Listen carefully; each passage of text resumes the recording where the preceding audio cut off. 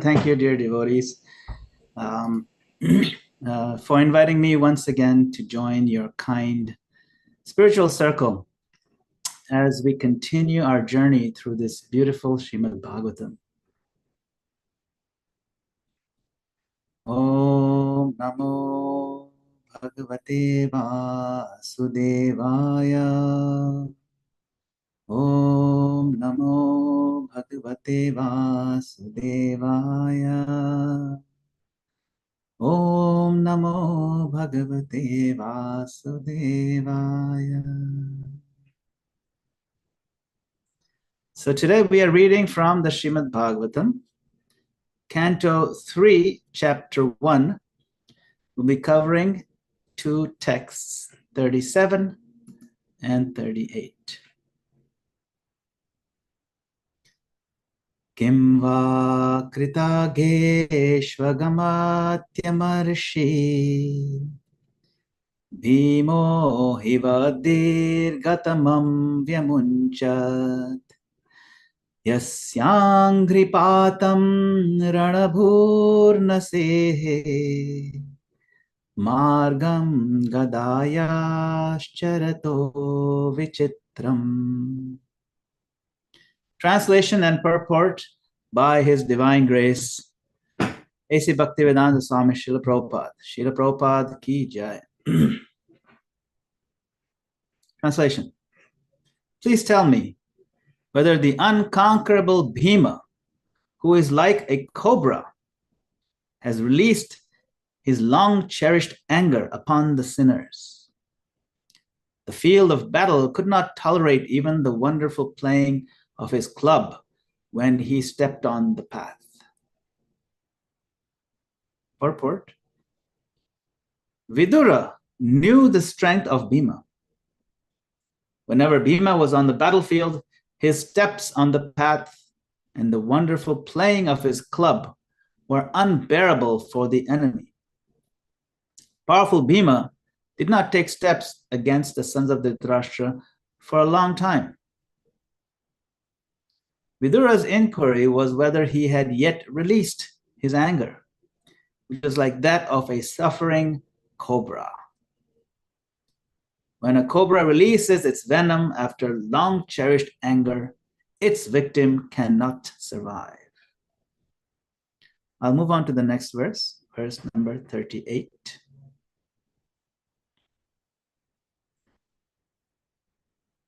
Kachched yashodha rathayutapanam Gandiva dhanvo paratariraste Alakshito yacharakuta gudho Maya kirato girishastutosha. Translation. Please tell me whether Arjuna, whose bow bears the name Gandiva, and who is always famous among the chariot warriors for vanquishing his enemies, is doing well. He once satisfied Lord Shiva by covering him with arrows when Shiva came as an unidentified false hunter. Purport. Lord Shiva tested Arjuna's strength by picking a quarrel with him over a hunted boar. He confronted Arjuna in the false dress of a hunter, and Arjuna covered him with arrows until Lord Shiva was satisfied with Arjuna's fighting. He offered Arjuna the Pashupati weapon and blessed him. So here Vidura inquired about the great warrior's well-being. Purport ends here.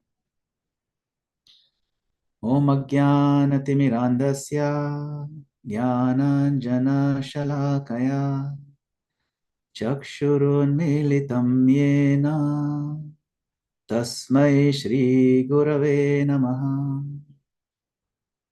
I was born in the darkest of ignorance. My spiritual master opened my darkened eyes and filled my transcendental knowledge. I offer my obeisances unto his lotus feet. I further offer my obeisances unto all of you assembled Vaishnavas who's gathered here to hear this message of Srimad Bhagavatam. So we are all gathered here today to dive once again into the nectar of this Srimad Bhagavatam. Now, in the first canto of Srimad Bhagavatam, in the first chapter, verse number 2, so this is 112, the very second verse in the entire work, it's a very important one. It outlines what the Srimad Bhagavatam is and what it isn't. It says, Dharma projita kaitavatra paramo nirmatsaranam satam vedyam vastavamatra vastu shivadam tapatrayonmulanam Srimad Bhagavate Mahamuni Krite Kim va parairishvara Sadhya hridya varudya tetra kritibi Shushrushubi statshanat. So you see, it says, completely rejecting all religious activities which are materially motivated, this Bhagavata Purana propounds the highest truth, which is understandable by those devotees who are fully pure in heart. This is an important point. Dharma projita kaitavatra, which means all forms of cheating religiosity are absent completely in this book. So what is this cheating religiosity?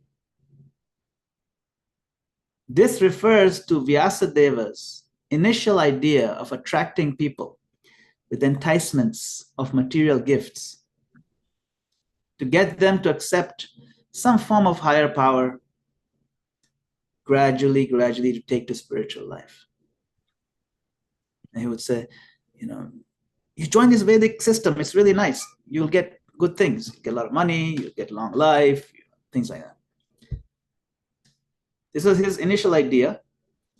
Seemed like a good idea at the time. But this whole idea backfired. And in the name of religion, the people began to miss the whole point and started becoming materialistic. So before Vyasadeva wrote this Bhagavatam, he had compiled all the other books like the Vedas and the Mahabharata and so many other books. Everyone knows Mahabharata is a very rich, complicated story. And he had written so many things, but he was still feeling down. He was feeling depressed. So he asked his guru, Narad Muni, for help in understanding his misery. He said, my dear Gurudev, I don't know what, I've done so much. I've written so many things. People are reading it, they're liking it, they're following it.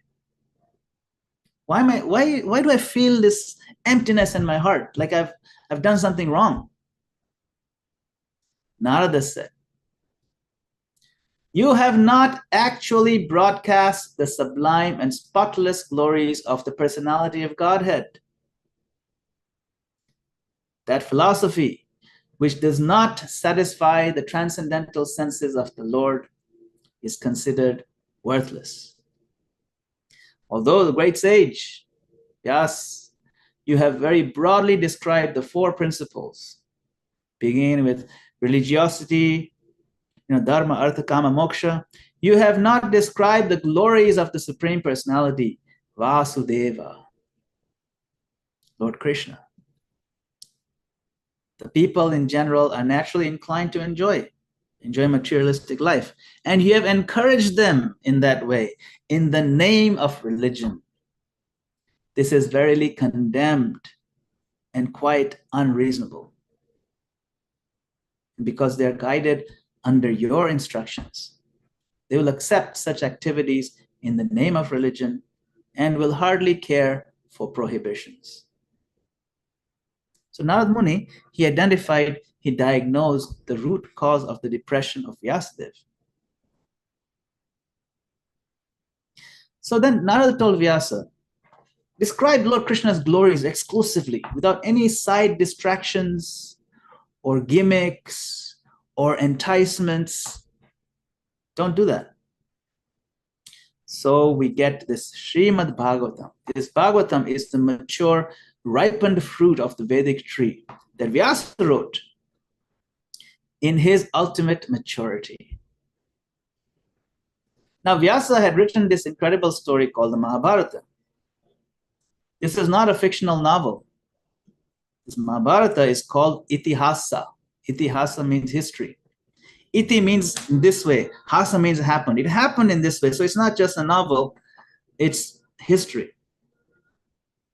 But he had written this history from his previous approach of materially motivated religiosity. You know what this verse calls Kaitava Dharma, the cheating religion.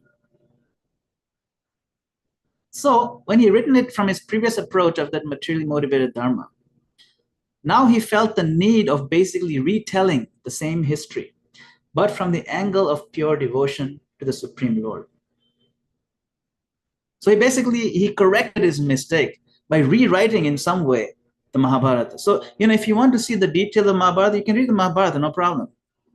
But if you want to understand what is Mahabharata about, then read the Bhagavatam. And in Bhagavatam, these stories are again retold, you see. So when we read these different sections of the Bhagavatam, these conversations between Vidura and Uddhava, and other conversations like the prayers of Queen Kunti, in the prayers of Queen Kunti, she remembers how all the atrocities of Duryodhana on the Pandavas, how they try to kill Bhima, and how they try to cheat them and match, and how they try to burn them all alive. So she recounts these histories.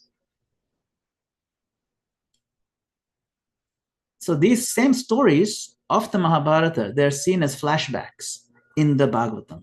In flashback is like if you're watching a movie, they show a scene in the beginning, and then you move forward, and then they show that scene again. It's like a flashback. It repeats the older scene. But this time, this Bhagavatam flashbacks is through the lens of Sri Krishna being in the center, and pure devotion to Krishna being the goal and the highlight, the goal of life, the highlight of the message. So today, when we read these Mahabharata-related adventures of Bhima and of Arjuna and others in the Bhagavatam,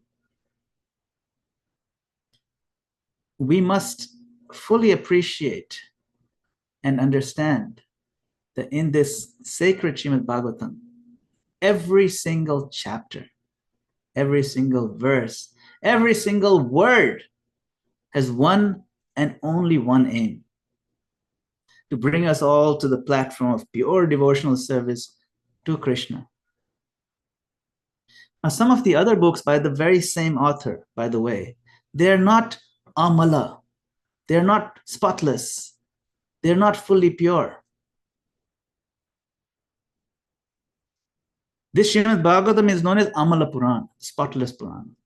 This Bhagavatam, it is not meant for us to be able to succeed in our money-making ideas and businesses, or it's not meant to find a rich husband for our daughter.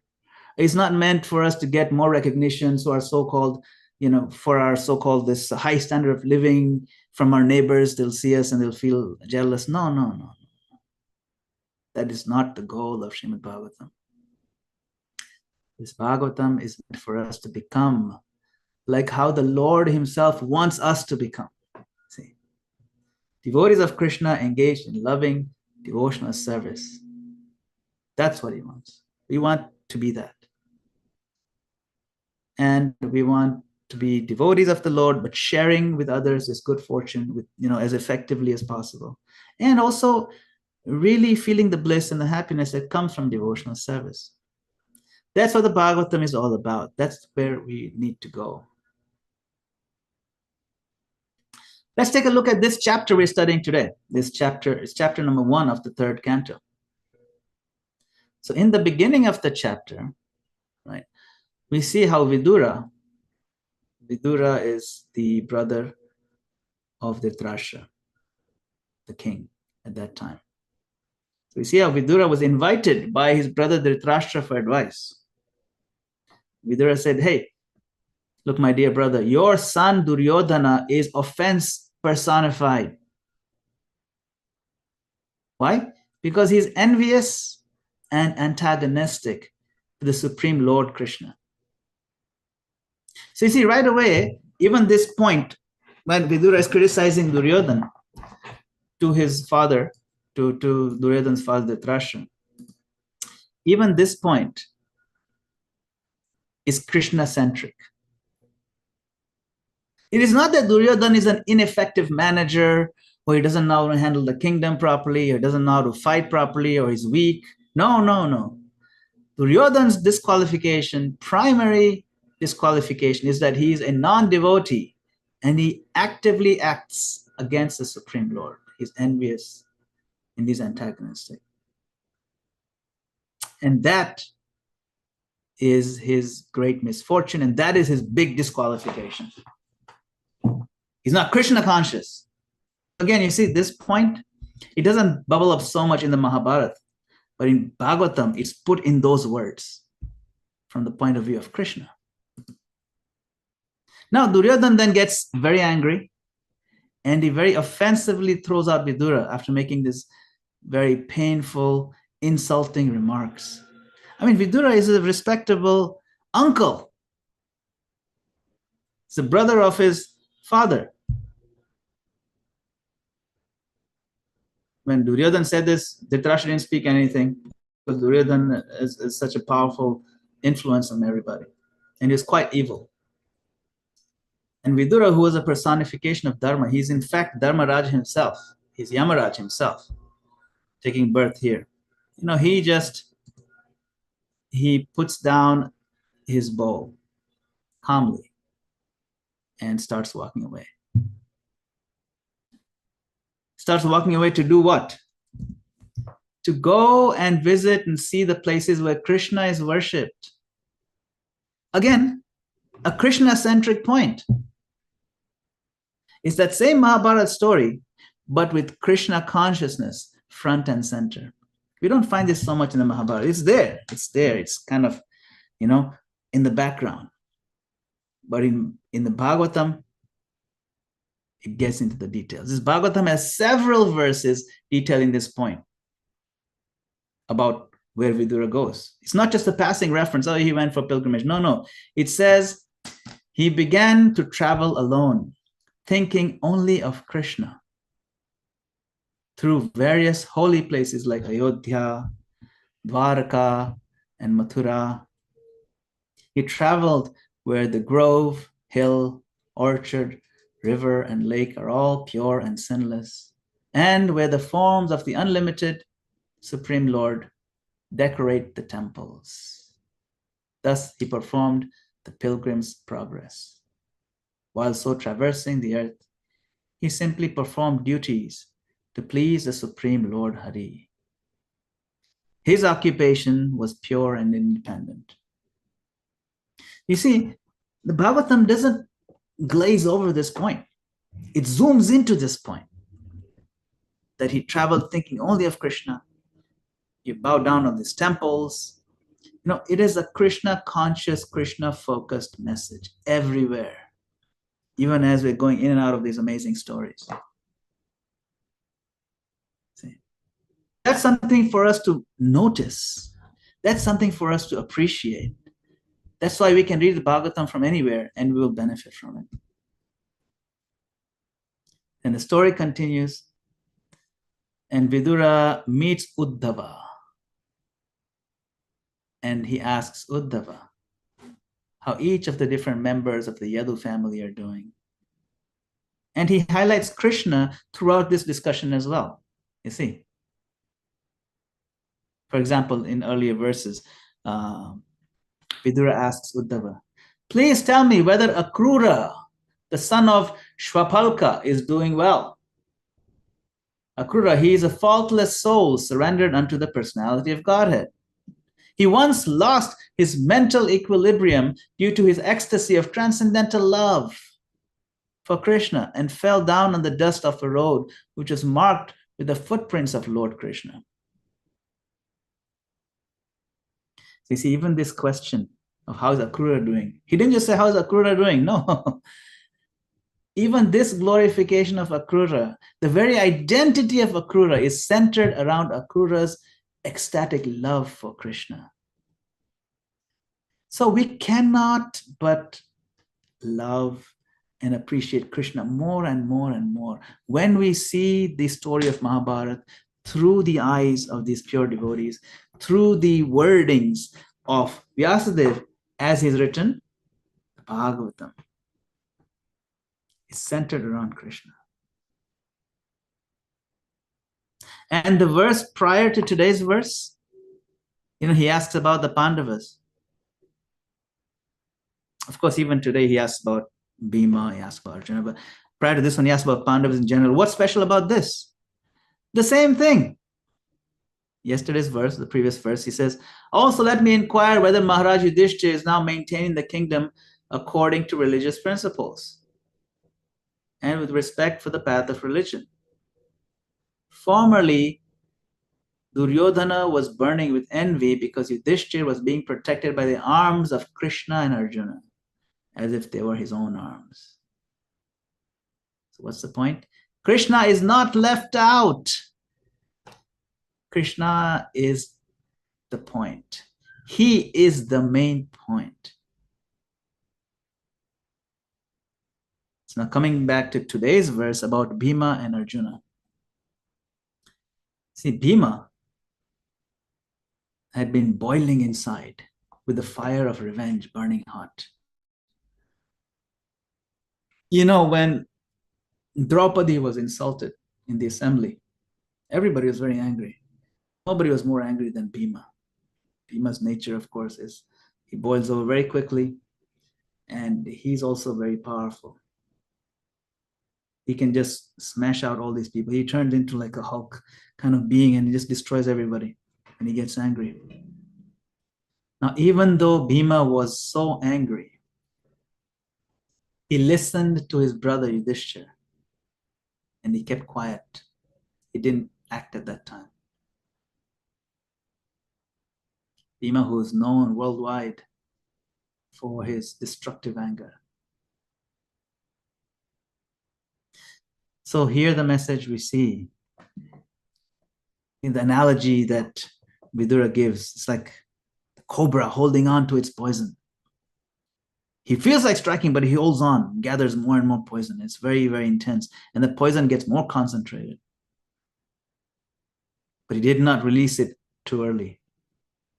He listened to his brother Yudhishthira. His brother said, keep quiet, sit down. This is not the place and time to fight. We cannot do this. It's against the principles. And the other brothers agreed, and they were in consensus with that. So this message is what unity is about. When we're working as a group together, and we want to follow the religious principles together, we may not always agree, but advanced devotees will defer to the consensus and follow the proper etiquette in respecting the senior. It's part of being united. Prabhupada gives the story of this bundle of sticks. Everybody knows this story. That if you have a bundle of sticks, it's very difficult to break. But if you take out each small stick one by one, you can break them. So if we're united, then we cannot be broken. So that's the proper etiquette, the message that no matter how famous you may be for your anger, when it's time to hold anger, we should hold it. Anger is something that if we allow it to rule our life, then it overrides intelligence and we do unintelligent, foolish things. Some of the qualities, lust, greed, anger, envy, if we allow them to dominate in any way, then we put aside our intelligence. Intelligence is designed so that we do things that are better for us in the long run. But the intelligence gets thrown out the window when all of them or any one of them takes over. If we act on our unbridled lust, cause all kinds of destruction, but it's very powerful. And people lose their intelligence. One could be the king, could be the governor of a state. We've had so many scandals. Could be even the president of the country, so many scandals.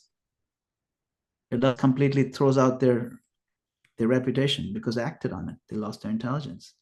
Same thing with greed. People get very greedy. You want so much more than what you need, what you really need, but you just want so much. So you do all kinds of unintelligent things. Eventually catches up with you. And same thing with anger, same thing with envy. But Bhima, even though he had so much intense anger, he held it until it was time to go on the battlefield. It's a message for us. These are the things we have to learn as devotees to try to somehow curb it. Now, Arjuna's story that's referenced here today, that has an interesting background too. So, way back, after there's a battle at the Khandava forest, Indra had promised to Arjuna. Indra is Arjuna's father. And he had promised to Arjuna to give him all these celestial weapons as a boon for, showing his prowess, matching him in battle. But he said that Lord Shiva first should be appeased by him. So then Lord Krishna had given advice to Arjuna that you must do some austerity, some tapasya, some penance. So he took their advice and went to the forest, and he left his brothers and he performed his penances. Now Duryodhana, when he heard that Arjuna is going to be doing some penances to gain undefeatable weapons, Duryodhana was, of course, envious. So he sent a demon by the name, he's an asura called Mukasura, to try to kill Arjuna. Now Mukasura took the form of a wild boar. Wild boar is like a wild pig. And tried to attack Arjuna, ruin his penance, his worship. Now Lord Shiva saw this happening and he appeared there. So Lord Shiva came there in the form of a hunter. Arjuna shot an arrow at the boar and killed it because he was coming to attack him in self-defense. At the same time, Lord Shiva, in the disguise of a kirata, the hunter, fake hunter, so obviously he's not a hunter, disguise of a kirata, that's the same word in today's verse, kirata. He also released an arrow from his bow. And then he said, no, I killed this thing. So there's a bit of a disagreement between the two, and they started arguing whose arrow killed the boar. Now this argument grew out into an arrow fight. So you can imagine Arjuna is in battle with Lord Shiva. They kept fighting until Arjuna's quiver completely finished. He didn't have any arrows left. So then Arjuna pulled out his sword, and hit the head of Lord Shiva with the sword. And the sword shattered into pieces. Nothing happened to Lord Shiva. So then what happened? The two, they started fighting, barehanded, bare knuckles, until Arjuna was just beaten senseless and fell down to earth. He just lost his consciousness. And when Arjuna woke up, he was seeing stars. And as he woke up, he was praying to Lord Shiva, my dear Lord Shiva, help me. And he mentally offered a garland to Lord Shiva in his mind. And then when he opened his eyes, he saw the garland was on the kirata. His mental garland appeared on the kirata. Then he understood this kirata is actually Lord Shiva. And he was overwhelmed with joy. He fell at the feet of Lord Shiva. And Lord Shiva was pleased with Arjuna. And he said, my dear Arjuna, I am very pleased with you. Nobody can rival you in the strength of arrows. There is no Kshatriya who is equal to you in courage and in patience. You're sinless. Your strength is practically as much as mine. It's very close to what I have.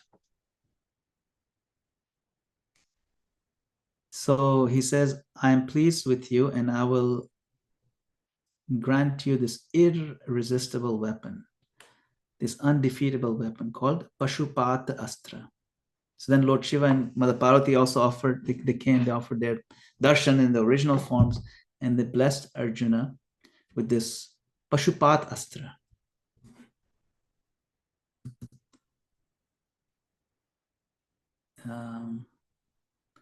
So these amazing stories,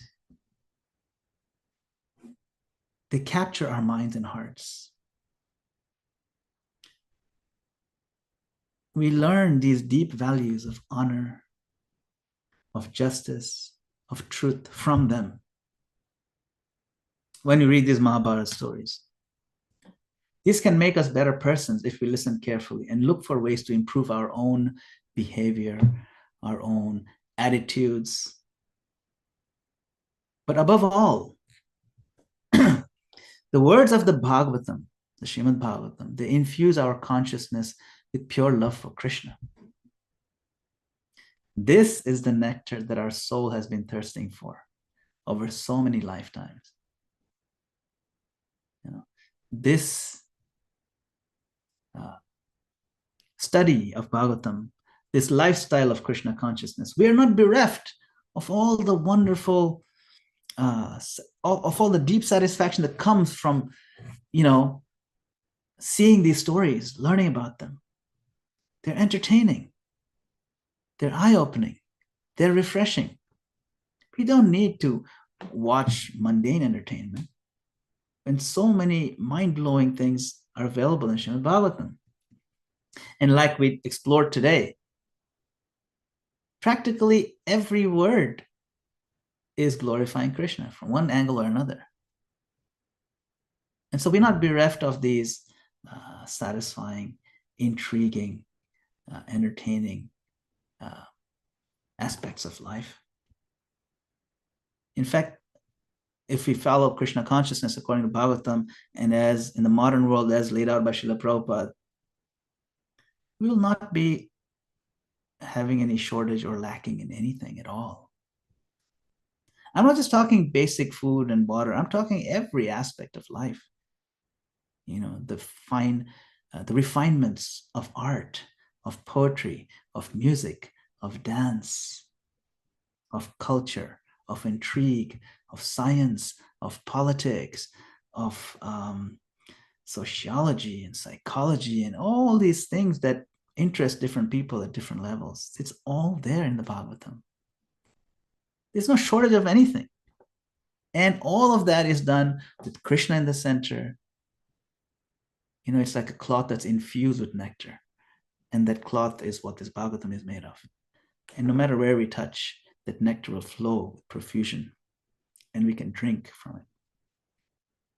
That's why the third verse of Bhagavatam, it says, Nigam kalpa taror galitam phalam, shuka mukhad amrita drava samyutam, pibata bhagavatam rasamalayam, muhuraho rasika bhuvi bhavuka. That this Bhagavatam is the ripened fruit of the tree of Vedic literature.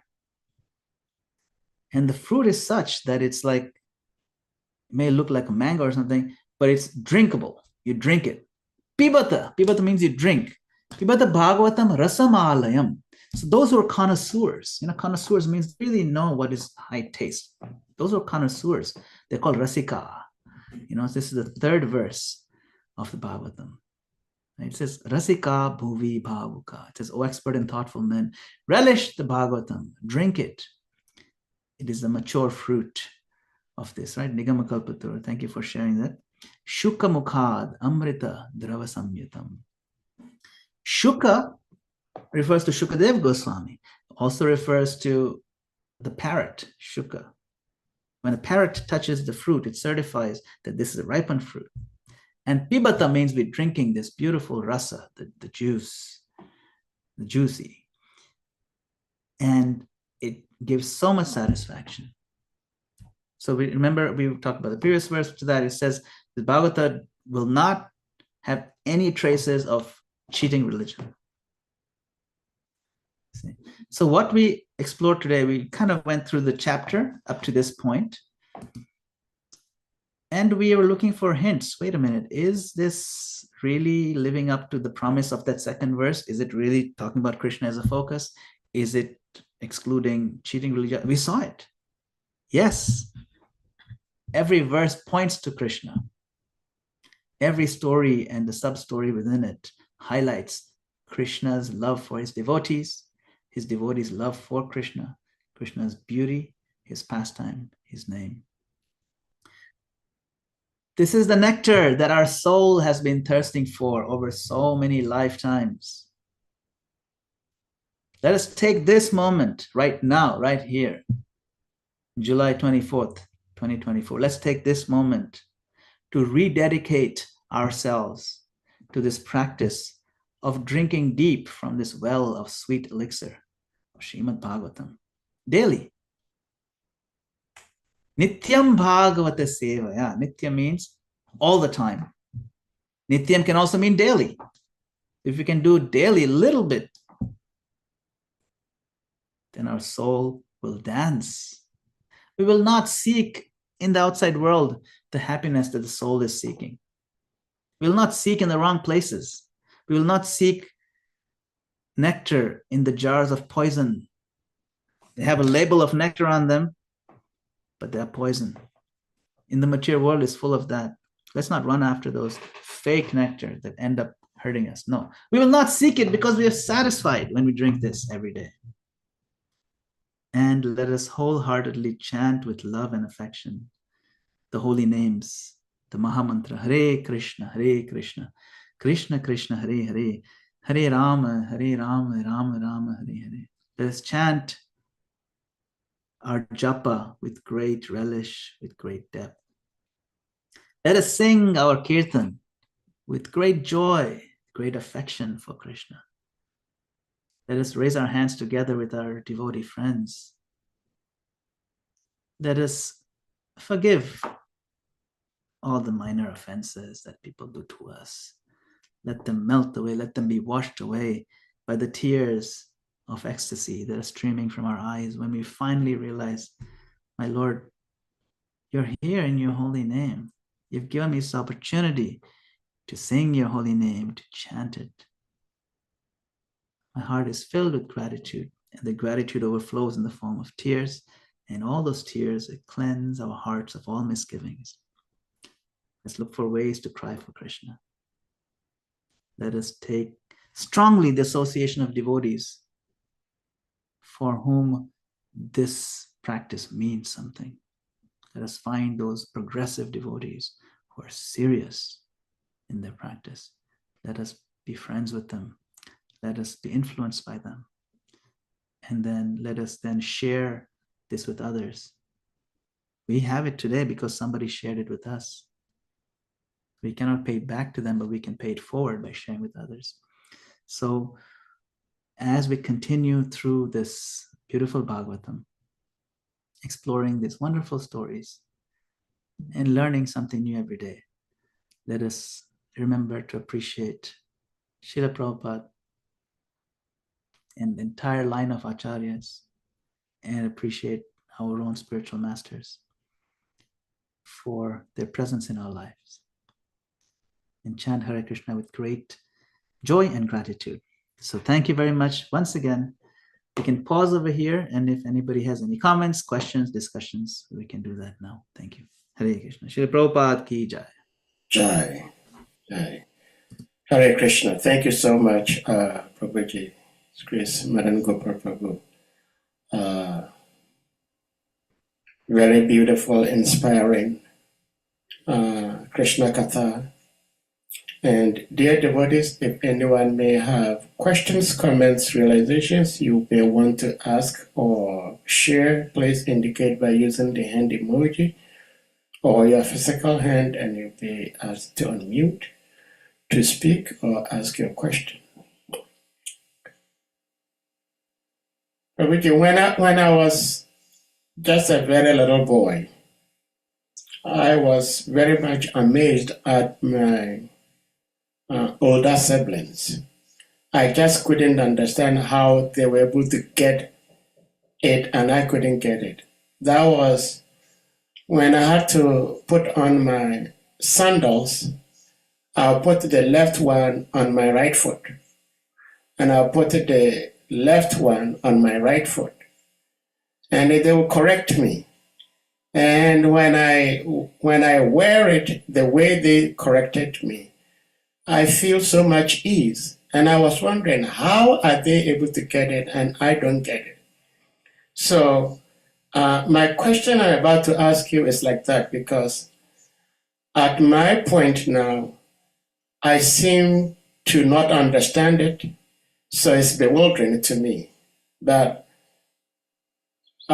you may be able to help me. And that is, you were beautifully sharing the pastimes of Bhima, how he was boiling because Draupadi was almost disrobed in an assembly, and he wanted to react, but Yudhishthira silenced him, and he did that. So my question is, do we read anywhere in the scriptures where the Pandavas disobeyed or disregarded the advice of Maharaj Yudhishthira? And if they did not, couldn't that also be the reason why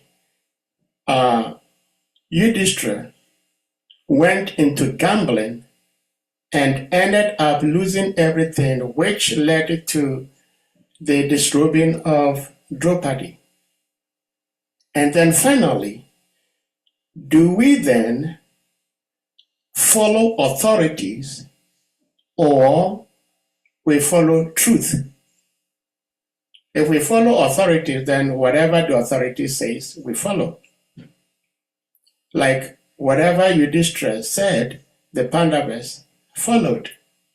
So were they following because Yudhishthira was their leader, was their head, was their older brother, and they had to follow him, or because he was speaking the truth? These are my worries, misunderstandings, and I hope you can help me. Hare Krishna. Hare Krishna. Thank you very much, Sahadev Prabhu. It's a very deep questions. They are not at all simple. At least it's not as simple as putting your left foot in the right sandal. Those are obvious. Very good question. Why did the Pandavas follow Yudhishthira?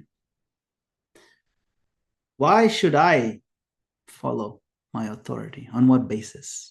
Should it only be because they have some authority and that's it? Or should I evaluate their instruction? Should I follow blindly? Or should I filter it again and double check with other things? So the answer is not as straightforward because the circumstances may not be as straightforward. I'll give you an example. When someone is in the battlefield and you have the commander, and every split second counts, the commander is issuing commands. At that time, it is not practical, it may not be possible to filter, evaluate, and reflect on whether that command fulfills all the 25 check boxes of religiosity. You have to act, reflex, because you have full faith and trust that my commander is following the principles correctly. I've chosen a commander based on that. Maybe after the war is over, then you reflect, oh, you know, actually I followed him. Out of 25, we only followed 22. 3 of them, we kind of went overboard, but they're okay. You know, I can understand why that happened. So we can evaluate later on after. So in that situation, you're better off just following because that's the system, the situation calls for it. You could lose the war, and if you're on the right side of the war, dharma could lose the war because you're just overthinking. So there is such a thing as overthinking. At the same time, when the situation allows it, we are not told to follow blindly just because someone has an authority. Then how are we supposed to follow? Who am I to evaluate the truth, the veracity, the quality of thought that went into the order and the command that my authority is giving me? Actually, we are all empowered to ask questions, especially if it doesn't sit right. And we are also told to triple check. When I say triple check, when I say double check, because there are three things that we have to evaluate. We have to see it through the eyes of Guru, who is our immediate commander, and then sadhus, which means the other commanders who are, other authorized gurus, who are sadhus, the circle of sadhus. So it's not just the guru by himself or herself, sadhus also, and Shastra. Shastra is the ultimate, basis for truth. So if you can defend your position, your assertion, with all three legs of that stool that's standing there, then it can stand properly. So you have to check, is it, first of all, why am I even checking? It sounds like it's wrong to me, just intuitively. He's telling me to go and rob the bank. Weird. Okay, but he's guru, so I shouldn't question. At the same time, let me check with other gurus. And the other guru said, no, that doesn't seem right. Let's look in Shastra. And I don't find it. Okay, then you go back to the guru. So it is fine.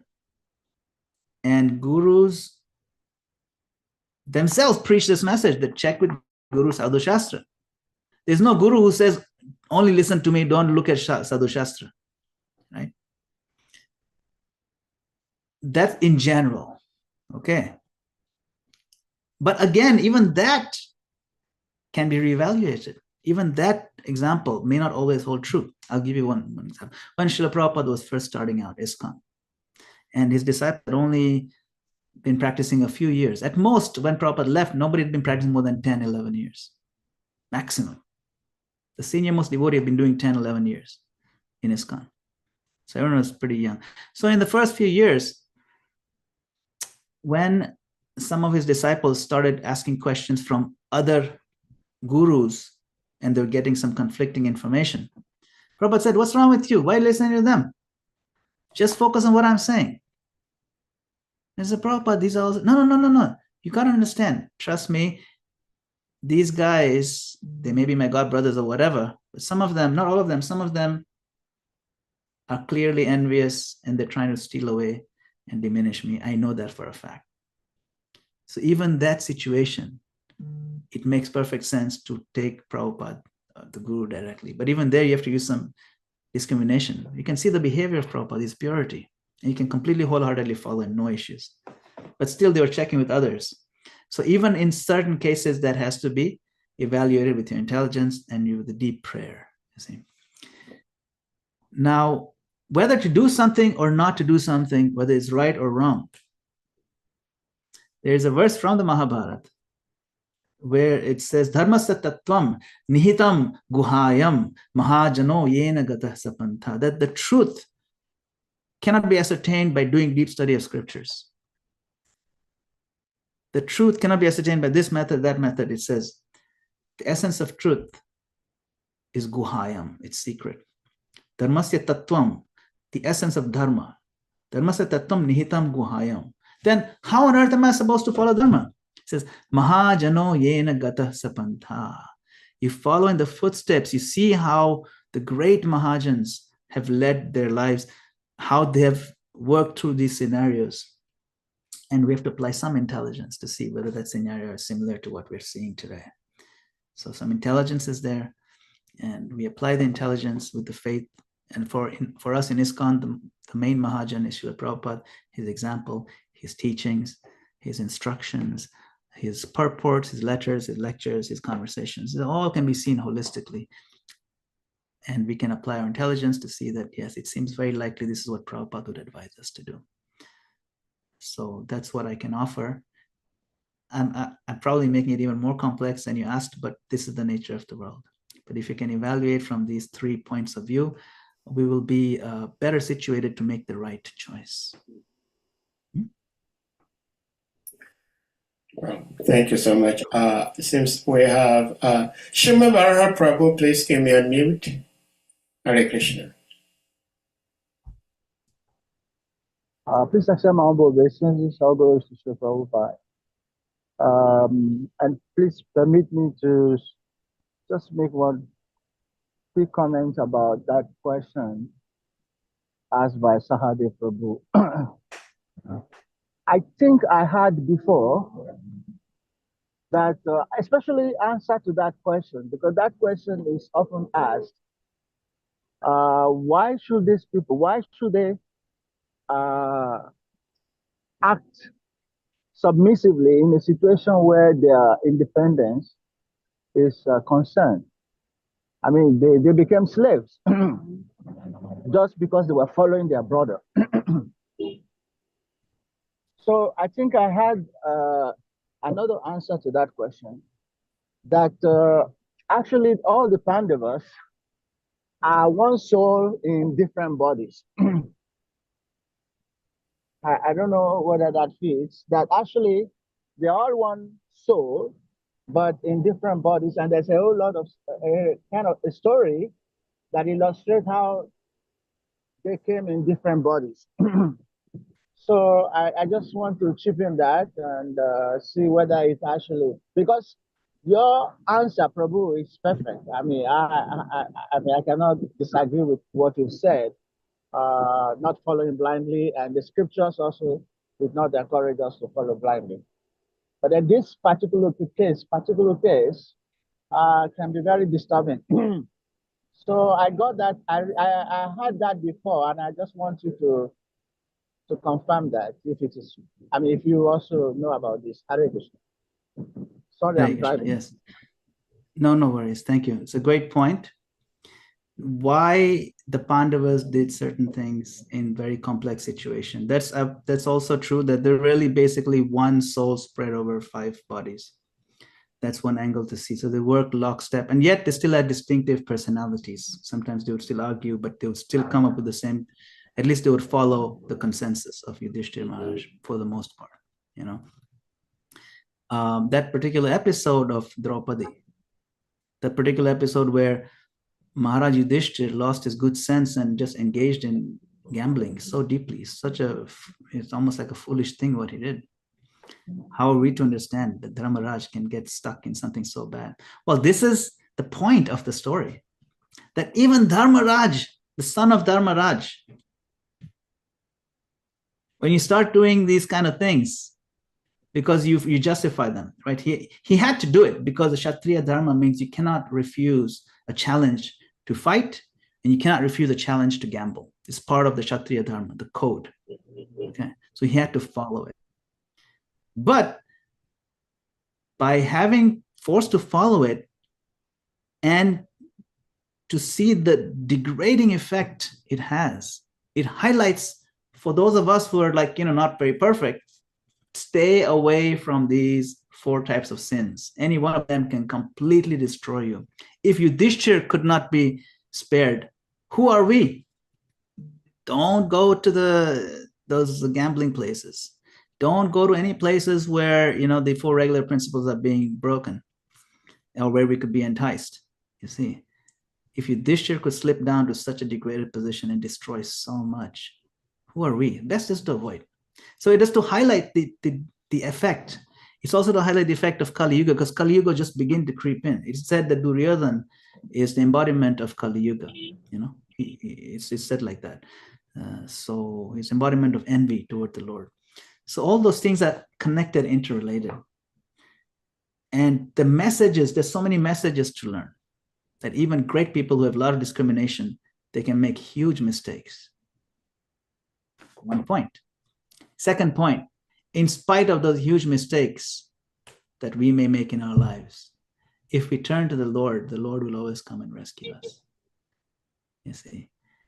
At another point, the Draupadi, she was holding on herself, but then when she let go and put her hands up, that's when Krishna came. So to the degree we surrender to the Lord, giving our freedom to him, to that degree, the Lord will intervene in our lives. A lot of messages, positive messages are seen in this particular episode. But because it's so complicated, we may doubt. You may doubt, what is this Bhishma? Bhishma is considered a Mahajan. He's listed among the 12 Mahajans. He does not deserve Mahajan status. He should have stopped the whole nonsense, but he didn't do it. Why did he go for mundane dharma? Why didn't he stand up for the proper thing? It's a tough question. You see, a lot of tough questions from just that one episode. But if we step back and see, Krishna had a message there, that even great souls make mistakes in judgment. But if they stick to dharma, then they'll be saved. And if they turn to the Lord, ultimately, the Lord saves us. Now, what that saving looks like can look different. You know, how can you say he saved them? He kept them in his circle of devotional service. He increased their intensity of remembrance of him, and that's the saving. That's the gift. Because that gift cannot be replaced by anything material, you know. So when we see these complex stories, we can try to find the positive spiritual messages from them. Thank you, Prabhu, for your comment. Hare Krishna. Thank you so much. Yeah, Ashramvara Prabhu. In fact, I have also read that story, how the Pandavas are one soul in 5 different bodies. But my dilemma is, I don't know. Of course, I cannot ask Krishna why, but this same my big brother, Shrimavara, he corrected me once on this very platform when we were talking about the analogy or the allegory of someone sitting on the back of a horse and pulling the horse using the reins and things like that to describe the nature of the Atma in this body. And prior to the correction, I thought that the soul is the driver of this machine. And I was beautifully corrected that is the intelligence. That is the driver. Now, we sometimes experience backseat drivers. Someone is driving, and the way he's driving is making the passengers on the car saying, hey, do this, do that, do this, do that. Now, if I have this intelligence, which is driving this body, which makes me, the soul in this body, but I'm now being driven by this intelligence. So at this point, my life is in the hand of the driver. And I have this crazy, restless intelligence, this crazy driver taking me wherever he wants to go to. It's almost like DUI, driving under influence. Now, how do I save myself from the hands of this crazy, drunk intelligence driver? And my life is in his hand. And almost everywhere, Krishna is telling us to use your intelligence to do this, do that. But intelligence is already corrupted. How do we save ourselves in such a situation? Prabhuji. Good question. When we have an analogy, this is an analogy. We have to understand how the analogy works. Okay. It's a very good analogy. It's not an analogy created by ordinary humans. It's an analogy created by Krishna himself. It's a pretty powerful analogy. But we have to understand how the analogy works. Now, Rupa Goswami has written a book on how to understand analogies. You know, it's called Chandra Shakhanyaya. It's all about science of analogies. So if you look at this analogy of the chariot, the senses are the horses, the reins are the mind, and the driver is the intelligence, but the passenger is the soul. Okay. Now you're right. The driver listens to the passenger. The passenger decides, tells where the driver. That's why when Krishna says, use your intelligence, he's saying, as the passenger, tell the driver to go this way or that way. That's what it means, to use something. You have a hammer in your hand. The hammer doesn't have a mind of its own. It's in your hand, you see. So the analogy is to tell us that there are different levels. Before you can reach to the senses, there are two different levels that get to that point, you see. So Krishna also talks about this concept of lust, where lust sits in the senses and the mind and the intelligence. So any one of these three elements that move us forward, move the chariot forward, can be contaminated by lust. Lust is what? Lust is this false idea that I'll be happy by exploiting nature, material nature, selfishly. That's the lust. In summary, lust means selfish exploitation of matter will make me happy. That misconception. So if the senses are saturated or contaminated with that misconception, then the horses will go wild. If the mind has that misconception, then the reins will go wild. They will allow the horses to go everywhere.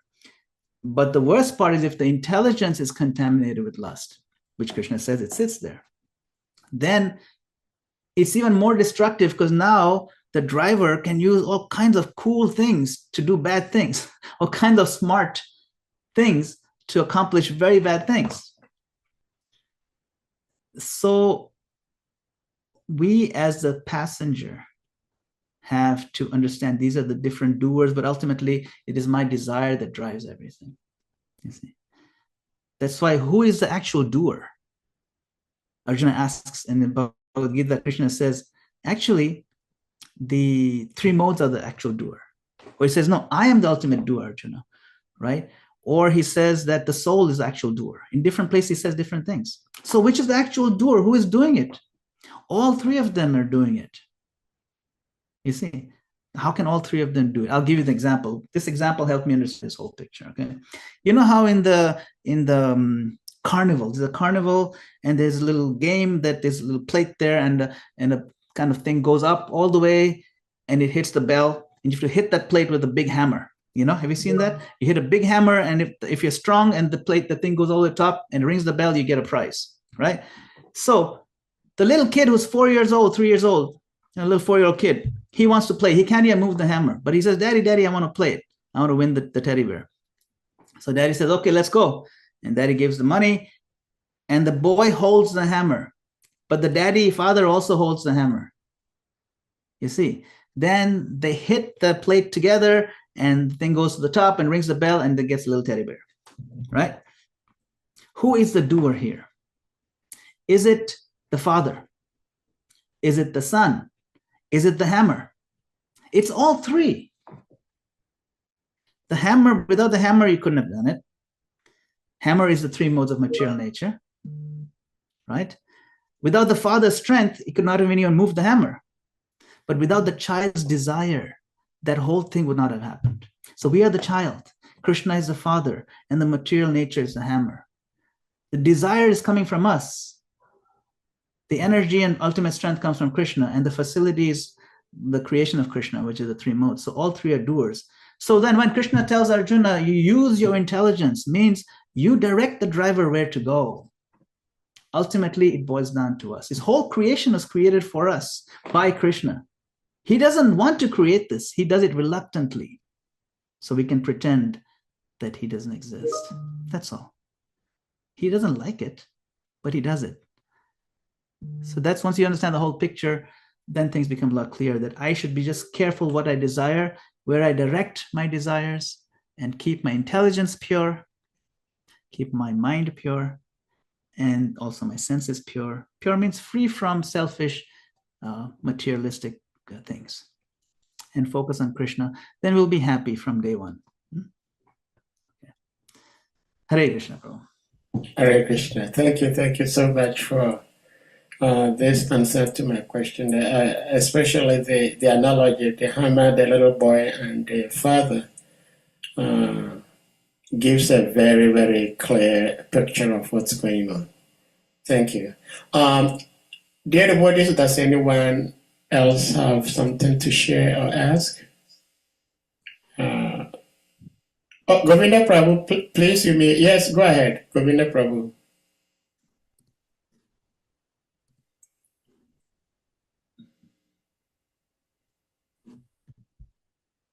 Hare Krishna, Govinda. Okay.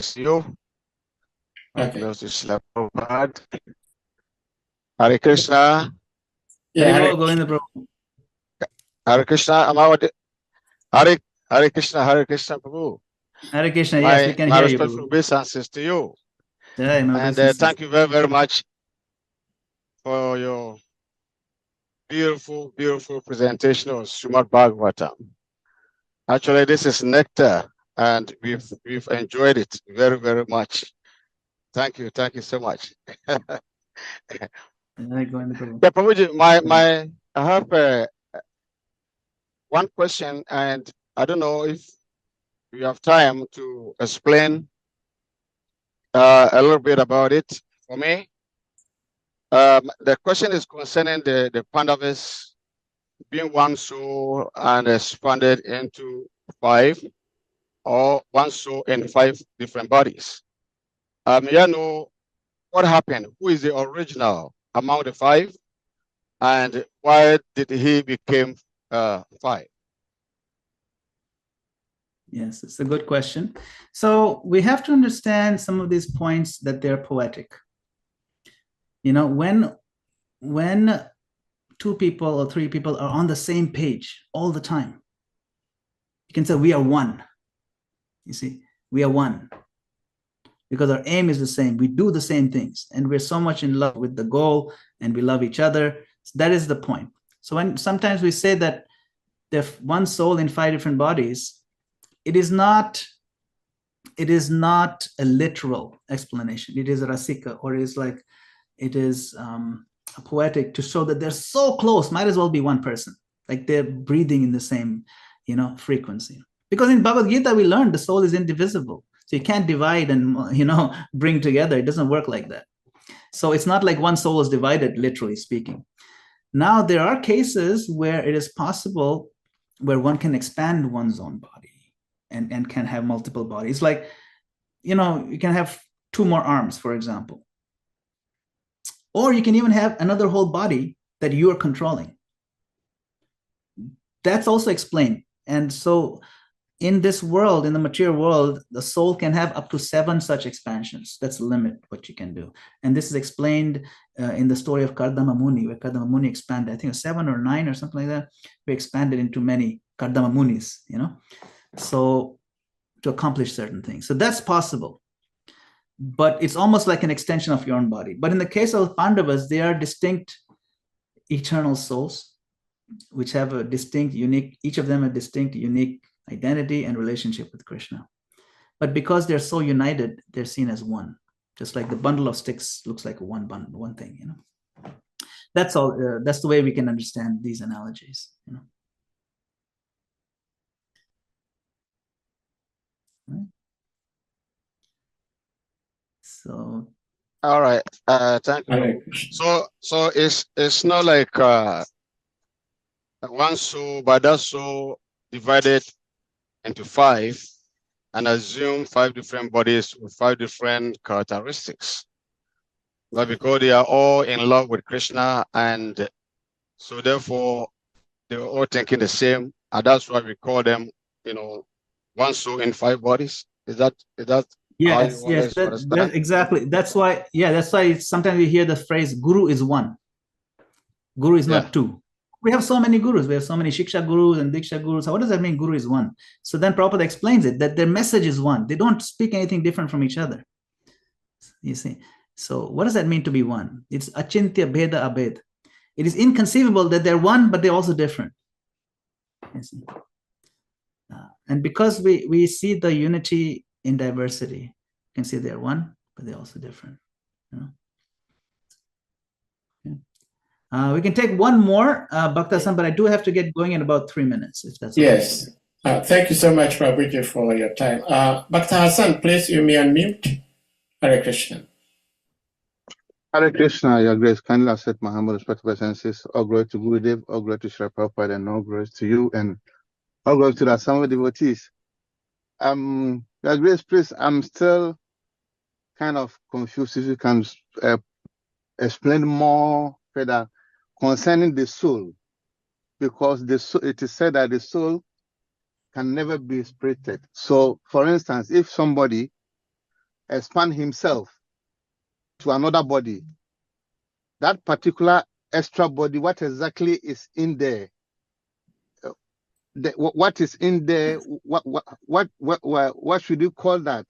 Is it a soul, or is it different element which is functioning in that expansion?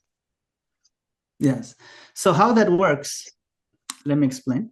It's like, you know, you can do one thing with one hand, and you can do something else with the other hand, but you're still the same soul. You have two hands.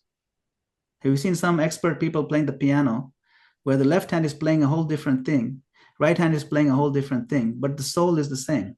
The controlling, it almost looks like two different people playing.